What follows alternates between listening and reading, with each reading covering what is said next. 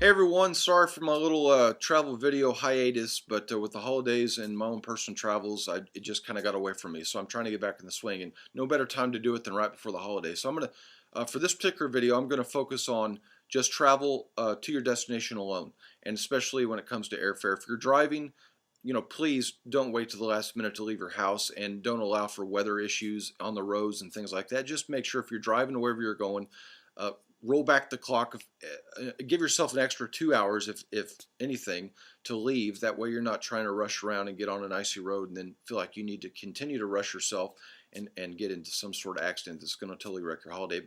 But aside from that, let's address those that are going to be traveling by air.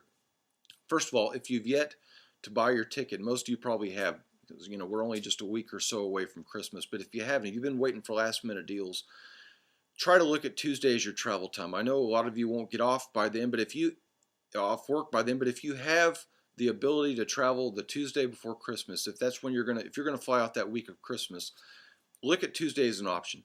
Tuesdays are always low travel days all year round, but it'll probably still be that way. I'm assuming it's going to be that way for the Christmas holidays. Tuesdays and Wednesdays are low travel days because business travel and leisure travel, everybody always wants to leave on the weekend. Saturday, Sunday, or business travel, Mondays are busy. So I always try to tell people, let's look at Tuesdays. If you have that flexibility, pull up Tuesday as an option and see the prices for Tuesdays even tend to be lower. So especially the holidays, I would use Tuesday as my rule for trying to fly out. Number two, make sure, and I can't reiterate this enough, make sure you get to the airport a minimum of 2 hours ahead of schedule. I would try to plan on, for the holidays, getting there 3 hours ahead of schedule if I could, because you just never know how the security lines are going to be. You never know how the check-on line, if you're checking luggage, how they're going to be during the holidays. And if something starts to get bottlenecked, it's just a domino effect at the airport, and next thing you know, it could be taking 2 hours to get through security. Now, if you've planned on a 2 hour window, you should be okay. But those that get to the airport and they're giving themselves 45 minutes to an hour at the most, they're the ones you can tell by the look in their face that they're already looking at their watch the whole time they're standing in line. They're already going to be grumpy at the person that they're checking in with because they're just behind schedule and they're starting to stress, and their whole holiday travel is getting off on a very stressful note. So, back the clock up again. If you have a 2 in the afternoon flight, try to get there at noon.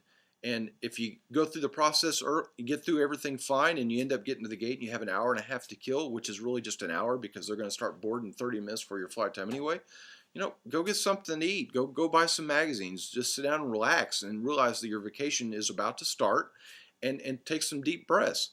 Number three, double check your connections. If you're going through Atlanta, Chicago, Dallas, any of the major hubs around our country, Charlotte, do not pick a connecting flight that only has a 30 to 40 minute window, even if it's the cheapest.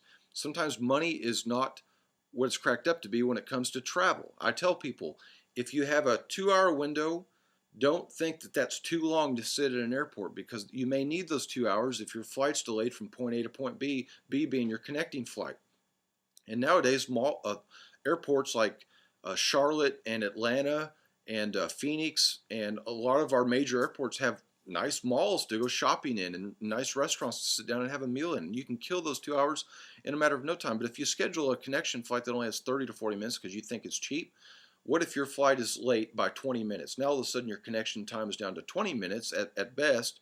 And if you have to take a tram in Atlanta or Dallas or one of these major airports where their gates are so far apart that they have their own tram system to get there, you're going to be stressing. So just plan on that. And fourth and finally, double check your flights. I tell people, don't take the last flight out, even if it's, again, the cheapest. If you're leaving on a Tuesday and you have the last flight scheduled, or a Tuesday, it doesn't matter what day, but if you have the last flight scheduled, those are the flights that tend to get into trouble, and it doesn't build in any kind of a contingency for if that flight has mechanical issues and has to be delayed or canceled. If you take a flight out, I don't mind taking out the 5:30 or 6 o'clock in the morning flight, because inevitably they have the best on-time record, just so you know, even though you might have to get up at the crack of dawn to get there. But especially during the holidays, I'm reiterating, during the holidays, if you take those early flights and something goes wrong in that flight, chances are there's multiple flights during the afternoon to maybe your destination that you can try to hop on another flight and still make it to your family or wherever you're going to start your holiday vacation and not be sitting in an airport overnight because you had the last flight and that flight got canceled, so the next flight's not till 5:30 or 6 o'clock the next day. So I hope that helps. Stay tuned in the next few weeks. We're going to be talking about ways of getting out of the winter blues and getting over your holiday blues, and I'll be tweeting and blogging about that as well. So thanks again for your support. If you've got any questions, please leave them on my blog, and I promise you I will get back to you as soon as possible. Thank you.